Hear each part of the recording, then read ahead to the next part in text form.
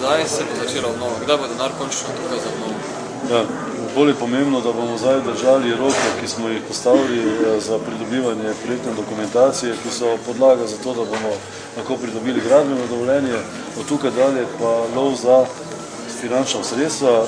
Mislim, da bo kombinacija večjih virov, ne bomo se mogli izogniti tega, da bo del sredstva zagotovila mestna občina Maribor iz proračuna, ampak izkoristiti moramo vsako priložnost za to, da kandidiramo s pripravljenimi projekti na javne razpise, željo, da uspemo pridobiti čim več sredstev iz skladov.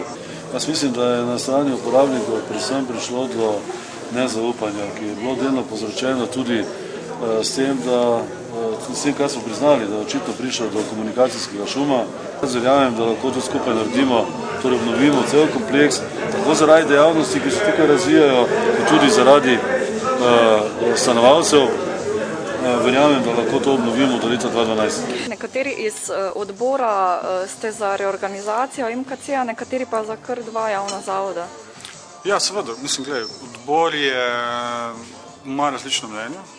Nenazadnje odbor še ni stališče glede javnega zavoda izoblikoval. Odbor predstavlja zelo različne partije in mi debatiramo o teh stvarih. Ni zdaj naročila od zgore, kako se naj stvari zgodijo. Zato gre.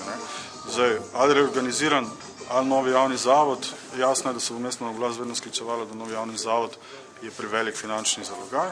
Mogoče se mi zdi vse vprašanje racionalnosti, vprašanje, če je to upravičeno in če bomo ugotovili, da je to upravičeno, možno in potrebno, potem se bomo poslužili tudi take rešitve. Vidiš, kako hitro se stvari spreminjajo v mestne oblasti. Ravno zaradi tega moramo biti tako blazno pozorni. 5 minut prej tako, 5 minut kasneje drugače in to je tisti dvom, o katerem več čas govorimo. Zato je danes to javno soočenje. En kup je bilo obljub, en kup je bilo prizadevan, ne nazadnje, in blazno hecno je, da se da odbor za Pekarno, na nek način za priseženi alternativci, brez strokovnih služb, pravnih svetovalcev, ne vem še česa, upravljamo funkcije, ki bi morala mestna oblast upravljati. Ne upravljamo zastonj. In ja, v končni fazi naj ustanovijo novi javni zavod, ravno zaradi tega, ker smo mi zdaj že toliko ur pokurili, da smo verjetno upravičeni do novega javnega zavoda. Ja. Gospod Rajč, kaj vas najbolj muči? Mene? V tej celi zgodbi? Muči me to, da se non-stop dajo garancije in da se v bistvu, kako bi rekel, ne dogaja nič. Da je cel čas zgodba o dobrih namerah, o tem, da so vse na pravi strani, ne izvaja se pa to, kar bi se moralo za nas zgoditi. Kaj bi zdaj vi? Primer, če mesto sprejme 3 zavezujoče dokumente, potem se mora naslednji trenutek nadaljevati na 4. pa na 5. Ampak mesto je to sprejelo že v času prejšnje vlade. Kako vi komentirate to energijo vlad mestne občine Maribor v seveda razmerju do Pekarne? Jaz sem malo žalosten.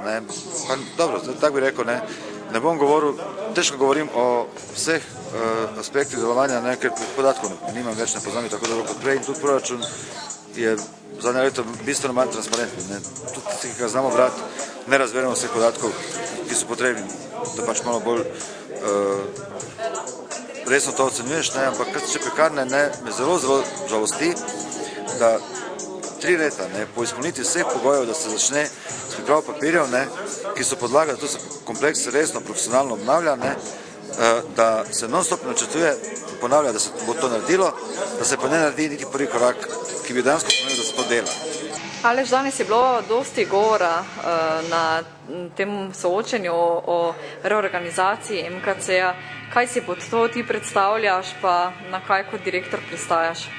Jaz razumem predloge kolegov iz Pekarne v tem smislu, da bi MKC se v prihodnje zlasti ukvarjal servisno dejavnostjo, podpore preko nekim novim pobudam, novim praksam na področju kulture in mladinskega dela. Pri čemer seveda MKC danes upravlja obe nalogi.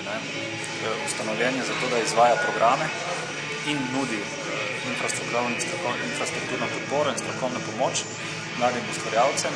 In to je nekaj, na kar jaz seveda nimam vpliva. Jaz sem prevzel vodenje tega zavoda, ki je organiziran tako, kot je bil, in direktorji javnih zavodov ne morejo reorganizirati po lastni volji ali na podlagi neke zunanje pobude, to lahko stori ustanovitelj, v tem primeru Mestna občina Maribor. Jaz seveda moram reči, da kot programski človek prihajam iz področja kulture, seveda rad delam programe, tako da meni osebno je seveda v interesu to, da javni zavod še naprej izvaja programe, je pa jasno, da ni smiselno, da se programi podvajajo. V tem se pa popolnoma strinjam in to je nekaj, o čemer bi se po mojem mnenju bilo smiselno pogovarjati tudi v prihodnje. Torej, če ne bi MKC imel te produkcijske funkcije, bi ostal direktor ali ne? Najbrž bi, zakaj pa ne.